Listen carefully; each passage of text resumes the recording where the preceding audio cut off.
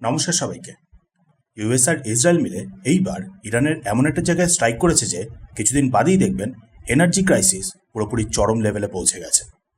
Already বিভিন্ন দেশে energy crisis বেড়ে গেছে, আমাদের ভারতে মোটামুটি কন্ট্রোলের মধ্যে রয়েছে, বাট কিছুদিন বাদে কিন্তু আমাদের ভারতের মধ্যেও সেই এফেক্টটা দেখতে পারবেন। আর এমন সিচুয়েশন তৈরি হয়ে যাবে যে দেখতে পারবেন আমাদের ভারতের মধ্যেও ফসল উৎপাদনেও প্রবলেম চলে আসবে। ফসল উৎপাদনের জন্য যে ফার্টিলাইজার দরকার হয় সেটারই বিশাল একটা ক্রাইসিস চলে আসবে আমাদের ভারতে। মানে একদিকে হলো এনার্জি ক্রাইসিস, দেন আরেকদিকে আবার খাবার জন্য ফসল উৎপাদনেও প্রবলেম। সিচুয়েশনটা তো গম্ভীর যে প্রেশারে পড়ে ট্রাম্প এই পুরো ব্যাপারটা থেকে নিজের হাতটাকে পুরো ছেড়ে ফেলছে। আর এগিয়ে এসে নিজেই বলছেন যে no more attacks will be made by Israel. মানে ইসরায়েল ইরানের ওপরে, মানে ইরানের পার্টিকুলার এরিয়াটার ওপরে আর কোনোভাবে ভবিষ্যতে স্ট্রাইক করবে না। ভাবতে পারবেন না মিডল ইস্টে এই সিচুয়েশনটা কোন দিকে অ্যাকচুয়ালি এগোচ্ছে, পুরো এই ওয়ার্ল্ডকে কত বড় সমস্যা ফেস করতে হবে। অ্যাকচুয়ালি ব্যাপারটা হলো ইসরায়েল স্ট্রাইক করে এসেছে ইরানের সব থেকে বড় ন্যাচারাল গ্যাসের ফিল্ড তার উপরে। বদলে ইরান আবার স্ট্রাইক করেছে কাতারের সব থেকে বড় ন্যাচারাল গ্যাসের ফিল্ডে। মানে দুদিক থেকেই সব থেকে বড় ন্যাচারাল গ্যাসের ফিল্ড, তার উপরে একদিকে ইসরায়েলের দিক থেকে স্ট্রাইক, তো অন্যদিকে আবার ইরানের তরফ থেকে রিটালিয়েশন, যেখানে কিনা এই দুটো ফিল্ডই হলো অ্যাকচুয়ালি একসাথে লাগোয়া।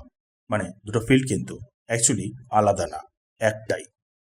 পুরো এই ওয়ার্ল্ডের লার্জেস্ট ন্যাচারাল গ্যাসের ফিল্ড, আর তার উপরেই দু তরফ থেকেই স্ট্রাইক হয়েছে। অ্যাকচুয়ালি ম্যাপে যদি দেখেন ইরানের সাউথের দিকে হলো বাশেহের প্রভিন্স, আর সেই বাশেহের প্রভিন্সের একেবারে সাউদার্ন পার্টের অপোজিটেই হলো কাতার। ওয়ার্ল্ডের লার্জেস্ট ন্যাচারাল গ্যাসের ফিল্ডটা রয়েছে এই দুটো দেশেরই ঠিক মাঝখান থেকে জাস্ট দুটো দেশের ম্যারিটাইম বাউন্ডারি চলে গেছে। একটা পোর্শন গেছে ইরানের কাছে, যেটা হলো প্রায় 30 থেকে 40% মতো, আর বাকিটা গেছে কাতারের কাছে। ইরানের পোর্শনটাকে বলা হয় সাউথ পার্টস, আর কাতারের পোর্শনটাকে বলা হয় নর্থ ফিল্ড। ইরান নিজেদের এই সাউথ পার্টসের পোর্শনে বেশ কতগুলো অফশোর আর অনশোর ফেসিলিটি তৈরি করে রেখেছে, যাতে ন্যাচারাল গ্যাসকে মাটির নিচ থেকে বের করা যায়, দিয়ে ডোমেস্টিক্যালি ইরান সেগুলোকে কনজিউম করে। ইরানের যত রকমের এনার্জি নিড আছে সেগুলোকে ফুলফিল করার জন্যই এটাকে ইউজ করা হয়। কাতার আবার অন্যদিকে নিজেদের নর্থ ফিল্টার মাধ্যমে এক্সপোর্ট করে পুরো এই ওয়ার্ল্ডে। কাতার হলো পুরো এই ওয়ার্ল্ডে one of the largest natural gas producer, যেগুলো প্রডিউস হয় ঠিক এই ফিল্ডটা থেকেই। পুরো এই ওয়ার্ল্ডের 20%-এর মতন এলএনজি সাপ্লাই করে শুধুমাত্র এই কাতার, এই ন্যাচারাল গ্যাসের ফিল্টার মাধ্যমে। অ্যাপটাতে দেখতে পাচ্ছেন পুরো এই যে ন্যাচারাল গ্যাসের ফিল্ডটা, সেটার সাইজটাই হলো প্রায় বলতে গেলে পুরো কাতারের সমানই। এতটা বড় একটা ন্যাচারাল গ্যাসের রিজার্ভ ওয়ার্ল্ডে সব থেকে বড়। তার নর্থে যে ইরানের যতগুলো অফশোর আর অনশোর ফেসিলিটিগুলো রয়েছে সেগুলোর উপরে স্ট্রাইক করেছে ইসরায়েল, যার ফলে অ্যাপ্রক্সিমেটলি 12% মতো ইরানের এই ন্যাচারাল গ্যাসের প্রোডাকশনে এফেক্ট পড়েছে। মানে ইলেকট্রিসিটি জেনারেট, ট্রান্সপোর্টেশন ইত্যাদি অনেক দিক থেকে আবার ইরান প্রবলেম ফেস করতে চলেছে। বদলে ইরান আবার যে স্ট্রাইকটা করেছে কাতারের রাস লাফান ফেসিলিটির উপরে, তার ফলে কাতারেরও কিন্তু বেশ অনেকটা এক্সপোর্টের ওপরে এফেক্ট পড়েছে, যে এক্সপোর্টটার অনেকটাই যেখানে আসে আমাদের ভারতে।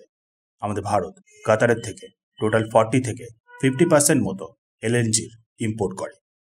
মানে ব্যাপারটা হলো এক তো স্ট্রেট অফ হরমুজ নিয়ে প্রবলেম চলছে, দেন তার উপর এখন আবার কাতারের সব থেকে বড় যে ন্যাচারাল গ্যাসের ফিল্ড, যেখান থেকে আবার সব থেকে বেশি পরিমাণে আমাদের ভারত ইম্পোর্ট করে, সেখানেই স্ট্রাইক। এই যে ন্যাচারাল গ্যাস আমাদের ভারত ইম্পোর্ট করে সেটা থেকে সবার প্রথমে তো সিএনজি তৈরি করা হয়, যেটা আবার আমাদের ভারতে ট্রান্সপোর্টের কাজে ইউজ হয়।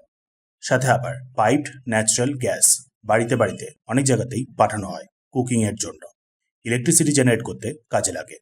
আর সব থেকে ইম্পর্টেন্ট হলো ফসলের জন্য সার, ফার্টিলাইজার, তার বেশ অনেকটাই এই কাতারের থেকে ইম্পোর্ট করা এলএনজি থেকেই তৈরি করা হয়। এলএনজি থেকে প্রডিউস করা হয় ইউরিয়া, যে ইউরিয়া ভালো মতনই জানেন ফসল বা শস্যর গ্রোথটাকে ত্বরান্বিত করার জন্য ইউজ হয়। মানে সিম্পল ভাষায় বললে ইউরিয়া ইউজ করলে ফসল অ্যাকচুয়ালি তাড়াতাড়ি বাড়ে। প্রচুর পরিমাণে ইউরিয়া আমাদের ভারতে ইউজ হয় ফসলের জন্য, ফসলের গ্রোথের জন্য, চাল প্রডিউস করার জন্য, গম প্রডিউস করার জন্য, সুগার কেন, কটন, ভেরিয়াস রকমের ভেজিটেবল, সবকিছুতেই ইউজ হয় এই ইউরিয়া। আর যে ইউরিয়াটা ম্যাক্সিমামটাই তৈরি করা হয় কাতারের থেকেই ইম্পোর্ট করা এলএনজি থেকে। মানে বুঝতেই পারছেন আমাদের ভারতের ওপরের এফেক্টটা কিন্তু অবশ্যই আসবে। ইউএস আর ইসরায়েল মিলে মিডল ইস্টে যা যা করছে তার এফেক্টটা এখন না হলেও পরে গিয়ে কিন্তু আমাদের ভারতের ওপরে অবশ্যই আসবে, যদি না আমাদের ভারত ততক্ষণে ডাইভার্সিফাই করে নেয়। হতে পারে আমাদের ভারত হয়তো এই ডাইভার্সিফিকেশনটা করে ফেললো, বাট বাকি ওয়ার্ল্ডকে কিন্তু এর এফেক্টটা অবশ্যই ফেস করতে হবে। রিপোর্টস অনুযায়ী এই যে কাতারের ন্যাচারাল গ্যাসের ফিল্ডটা, এটা এই পুরো ওয়ার্ল্ডে যদিও সব থেকে বেশি পরিমাণে এলএনজি সাপ্লাই করে, বাট তবুও কিন্তু মাত্র 10% মতন অ্যাকচুয়ালি খরচ হয়েছে। মানে পুরো এই যে ফিল্ডটাতে যতটা পরিমাণে ন্যাচারাল গ্যাসের রিজার্ভ রয়েছে তার মাত্র 10% মতনই খরচ হয়েছে, বাকি 90% এখনও কিন্তু মাটির নিচেই রয়েছে। সি বেড তার নিচেই কিন্তু 90% ন্যাচারাল গ্যাস এখনও স্টোর রয়েছে। স্ট্রাইকগুলো কন্টিনিউ হতে থাকলে বুঝতেই পারছেন আশা করি কতটা অ্যাকচুয়ালি সেই রিজনটার ক্ষতি হবে, পুরো মিডল ইস্টের কতটা ক্ষতি হবে। মানে বলতে পারেন পুরো এই ওয়ার্ল্ডের যে টোটাল এনার্জি তার একটা হিউজ পোর্শন ভবিষ্যতে কিন্তু টোটালি আনঅ্যাক্সেসেবল হয়ে যেতে পারে, যা সোজা এফেক্টটা গিয়ে আবার পড়বে এলএনজির প্রাইসে, সিএনজির প্রাইসে, পিএনজির প্রাইসে, বা বলতে পারেন টোটাল এনার্জির প্রাইসে। সাথে আবার ফার্টিলাইজার মানে সার, সেগুলোর প্রাইসটাও বেড়ে যাবে, যার ফলে আলটিমেটলি গিয়ে খাবারের প্রাইসটাও অ্যাকচুয়ালি বেড়ে যাবে। আশা করি বুঝতে পারলেন ইউএস আর ইসরায়েল মিলে কতটা রিস্কি একটা কাজ করে ফেলেছে। ইরানের ক্ষতি করতে গিয়ে পুরো এই ওয়ার্ল্ডের ক্ষতি।